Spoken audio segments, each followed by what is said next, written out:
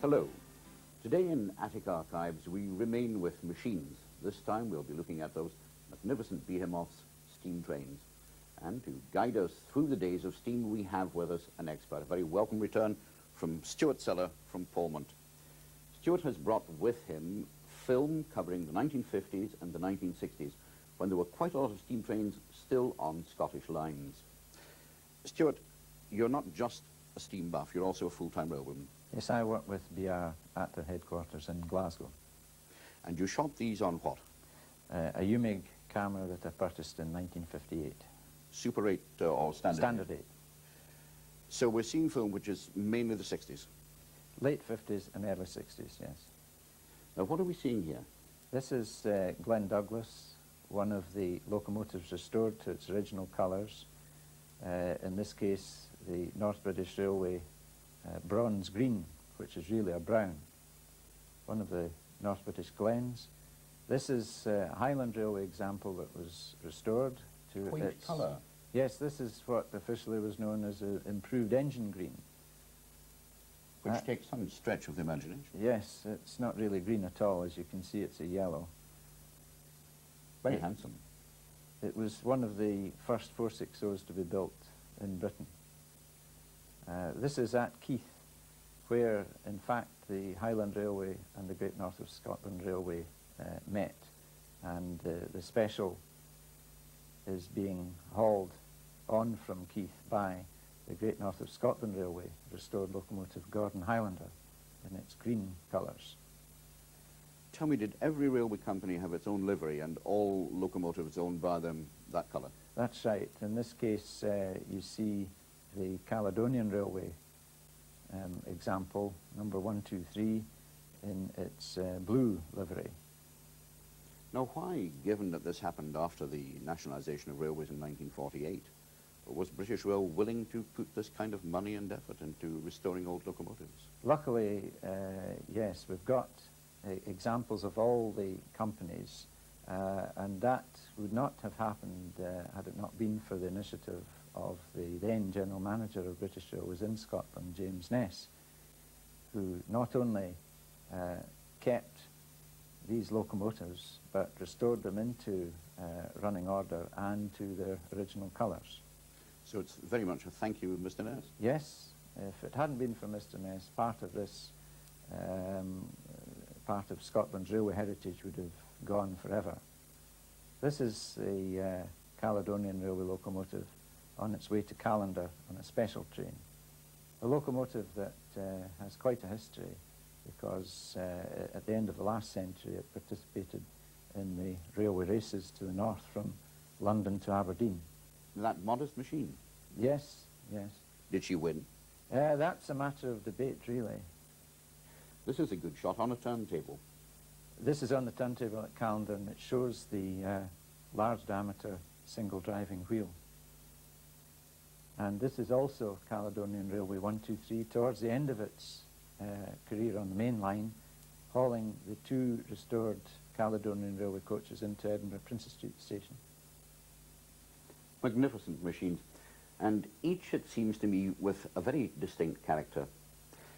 Stuart, in the late 50s and in the 60s, you had the good fortune to go on very many of these special steam excursions on the branch lines, which I think ran over a huge part of Scotland in those days, including the borders. That's right, and most of them, of course, are all gone now. The beaching axe fell very heavily on all the branches in the early 60s. Now, what are we seeing here? This was a special that ran from Galashiels round a lot of the border branches that had lost the passenger service earlier on in the 50s. That shows the ferry that took you from the station in the Selkirk branch across to Abbotsford House.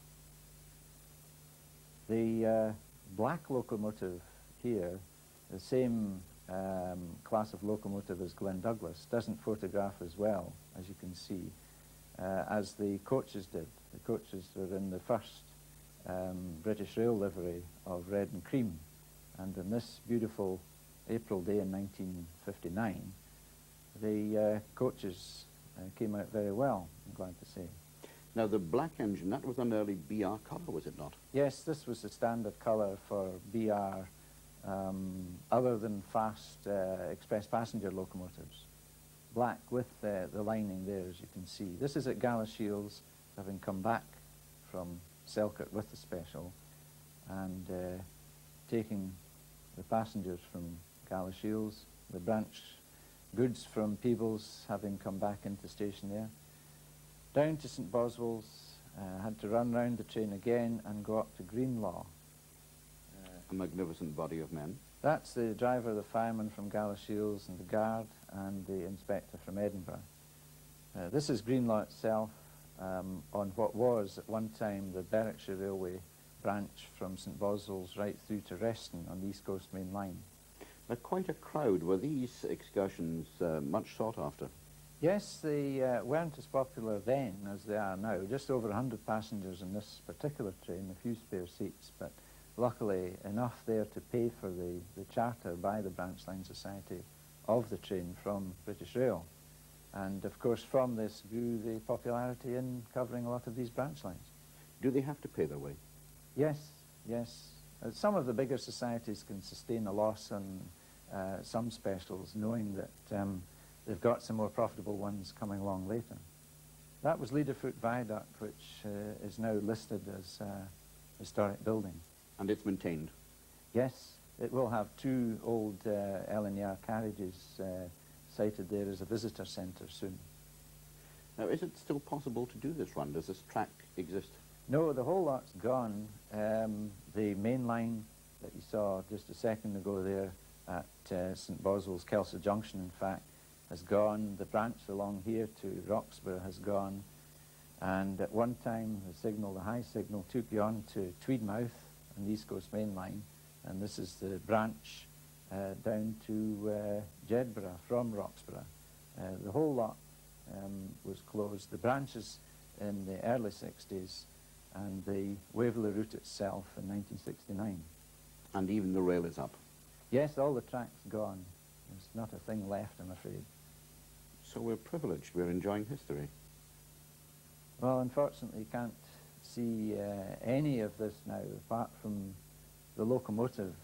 One of its classes preserved, as you saw from the previous shot of Glen Douglas. This is at Jedburgh itself. They are mobbing the special. Now, this was the map of that area. That virtually has gone. The whole lot's gone there, with the exception, of course, of the main line from Edinburgh to Berwick. But not only did you have, of course, the Waverley route being closed, but in June 1965, the main line from Dumfries to Stranraer closed as well. And this is the last day of services on that line. This is then a genuine train. I mean, this isn't a special. Yes, these are the advertised timetable services, which were steam hauled to the very end. And diesels were not really seen on the former Portpatrick and Waketonshire line, as it was, at all. This doesn't look very environmentally friendly. No, in these days, I suppose you would get some people that would object strongly to the emission of black smoke. What are we actually getting? It seems to be mingled. It's two funnels. There we see it very clearly. Smoke and... Yes, the chimney's emitting a mixture of smoke and steam. And the white behind is the steam leaking from the safety valves. We've also, of course, in addition, got steam escaping from the cylinders and from the injector overflow. And is that simply because they were fairly elderly? Yeah, these engines weren't really in the pink of condition, because after this day they were all withdrawn from traffic and scrapped. So they simply went to the breaker's yard? Yes, there wasn't any need to maintain them after this, because dieselisation was well in its way at that time. There we are, the papers being handed over, it seems. This was the last train from Dumfries to Stranraer. And of course after this, the trains such as the Belfast boat trains were diverted to run further north. And it's getting quite a send-off.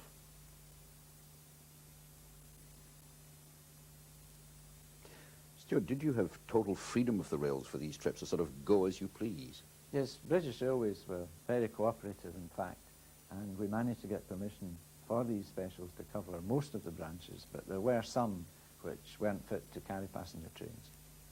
Now, you got all over Angus too, I think. Yes, you see in this particular shot the train arriving at Alyth Town, having traversed the short branch from Alyth Junction. One of many branches that Angus at one time had. This is the train back in the main line from Forfar to Kinaber Junction. That's a beautiful shot. I always love these curvy shots when you're at the back of the train and you looked out and saw the steam at the front. This shows the rake of coaches, all very historic too, arriving into Kirriemuir from Kirriemuir Junction. Now this wee fellow, what kind of locomotive is that? That's a former Caledonian Railway freight locomotive that was known as the Jumbo class. This particular shot shows one of the Aberdeen to Glasgow Buchanan Street trains passing on the main line at Kirriemuir Junction. A real train? Yes. This is the special leaving the old Caledonian Glasgow-Aberdeen main line at Dubton North and going on to a freight-only line to Montrose. And Montrose at one time had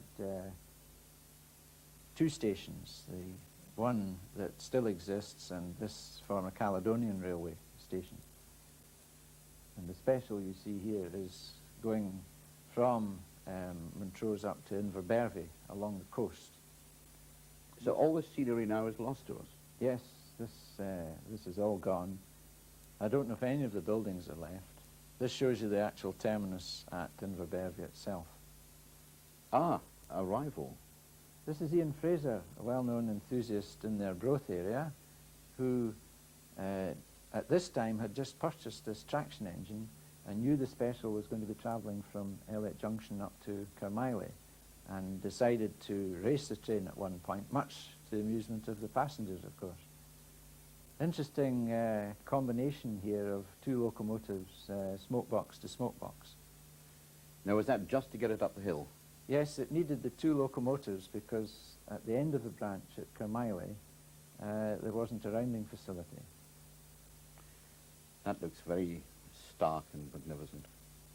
This is another jumbo shunting at Forfar on a very cold winter's day. Were steam locomotives better able to cope with snow than the modern things, which seem to have to require to get the right kind of snow? Well, certainly they had more weight, and when they carried snowplows, they could cope with a greater depth of snow than some of the modern multiple units can.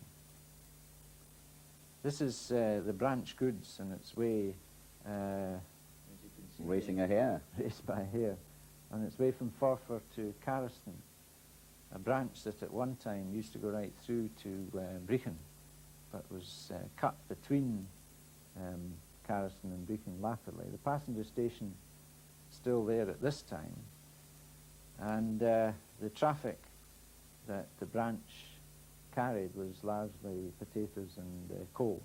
And that was sufficient to sustain it economically? Yes, latterly it really did require a reasonable volume.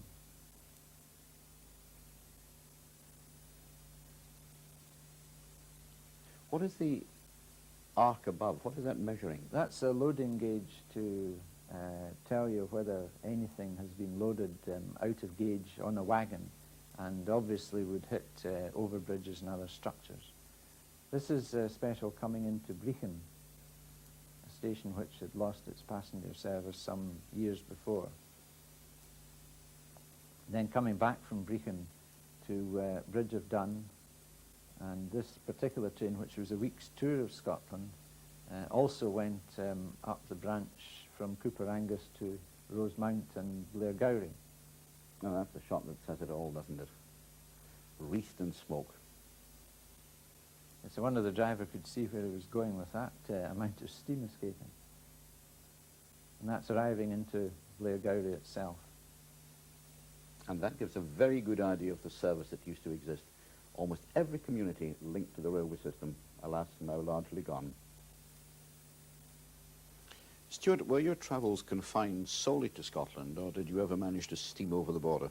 No, I did quite a bit of cine down south of the border as well, because at this particular time in the late 50s, steam was at its very end, and in fact here at Ely, some of the former Great Eastern Railway classes of locomotive were vanishing, and luckily I found this old Great Eastern 440 shunting at Ely. And the magnificent pink and white? The coaches, yes. This was filmed in late 1958. A pub sign showing a Great Eastern locomotive, quite appropriately, and another shot of a Great Eastern freight six-coupled goods engine at Marks Tay in Cambridgeshire, because from Marks Tay you had a couple of branches. As you can see, the locomotives were not particularly well turned out towards the end of their days. Not just black smoke, but pretty filthy, grubby engine as well. Sadly making itself known. Down at Havant now? Yes, on the Southern Railway, the old pre-grouping company of the London, Brighton and South Coast, which here at Havant had a very vintage train, a proper train of course, not a special, which connected out of the electric service between Portsmouth and London Waterloo. This is a bright-looking fellow. Yeah, that's another example of the old London, Brighton and South Coast Terrier class locomotive which shunted Brighton Works. But these engines really, apart from this, were only working at that time on the Hayling Island branch itself.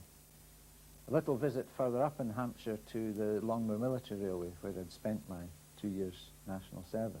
General Kitchener. Were they all named after General? Yes, most of them were. The other one in this particular class was Gordon. And you managed actually to do your national service with railway engines? Yes, the Longmoor Military Railway was where railway staff were trained. The only other railway at that time under military use was at Marchwood, down near Southampton. And that's all gone now, is it? Marchwood, there's still something left, but not of any great railway significance. The railway training in the army now is done in Germany. Back to Hayling Island, and the Terrier has just rounded the train here. Very small. Yes, quite a diminutive class of locomotive, strong enough to haul the 2 or 3 coaches, 2 coaches as you see here, on the branch. This is crossing the bridge at Langston, and its way back from Hayling Island to Havant. Beautiful shot. It shows you how small the engine is there, of course. Good example, isn't it? But making good work of it. Oh, it's no real bother to that locomotive either. And strangely out of place at Eastleigh Works in Hampshire, a former LMS tender. A forlorn relic. Stuart, we've put together from your own films a very large number of clips off a magnificent engine, the Great Marquis. Now, you took most of these, I think, about a quarter of a century ago. Is she still running? Yes, the Great Marquis indeed visited Scotland again recently on the West Highland Line. This is some film I took in 1965 when the engine had been restored at Cowlairs Works, and the Great Marquis visited the Haymarket shed in Edinburgh on its way south.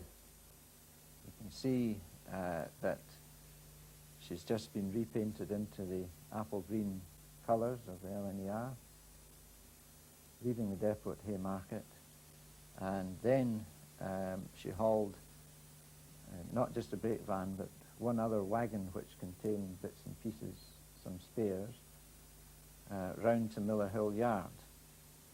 She looks a very large engine there beside Arthur's Seat. I mean, she's holding her own against the mountain. Was she big?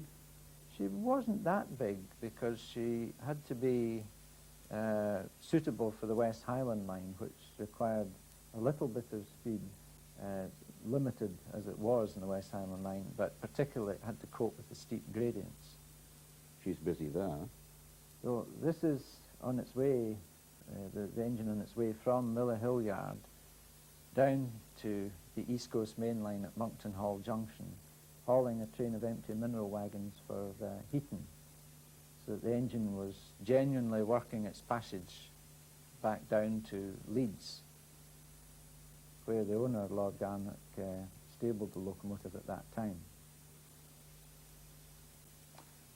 Quite a reception committee.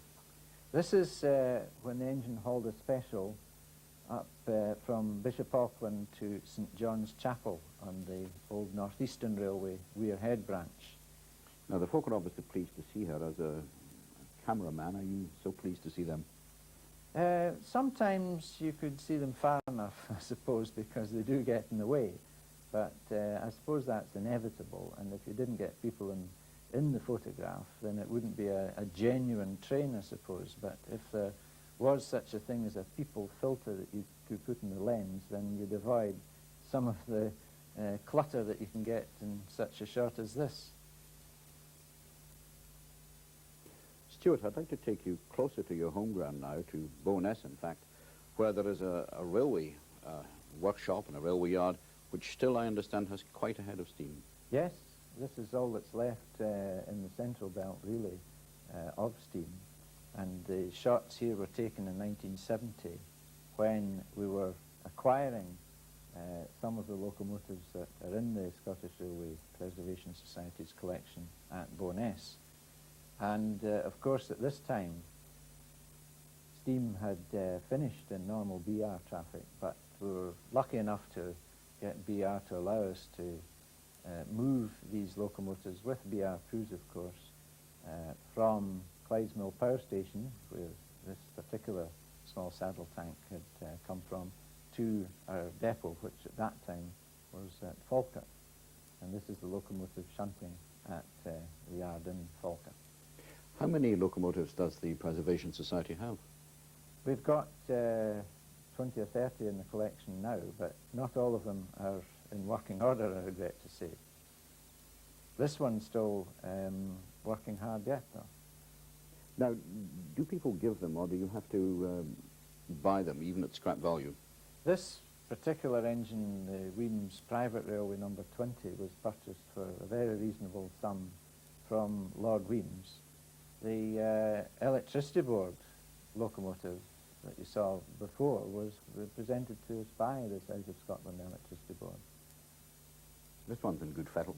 This is the Wemyss engine on its way from Methil, again running in steam over BR to Falkirk, and this is at Town Hill near Dunfermline, where the engine had to stop to take water. Who works on them? Well, we had to fettle these engines up to run over the main line. BR had to examine them and pass them, and our biggest problem was ensuring that there was sufficient water en route to replenish the locomotive with. So even the old water troughs are a thing of the past? Oh yes, the water troughs had gone by that time. Which one is this? This is the same engine with the sun setting on its way down from Stirling to Pleen. And the cheery wave. Well, Stuart, I'm afraid that's almost the end of our half hour. I say that with regret. But before we go out, we've put together a series of very rapid little clips from your collection of railway engines of the days of steam in Scotland. And I'm going to ask you to identify them. Probably no great problem for you.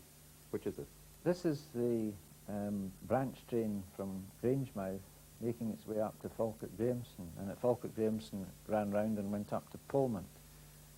These railways are still with us, even if the Grangemouth branch doesn't carry a passenger service. This is a Caledonian railway locomotive coming up the Grangemouth branch. Latterly these particular services were operated by diesel multiple units. I think I recognise this fellow.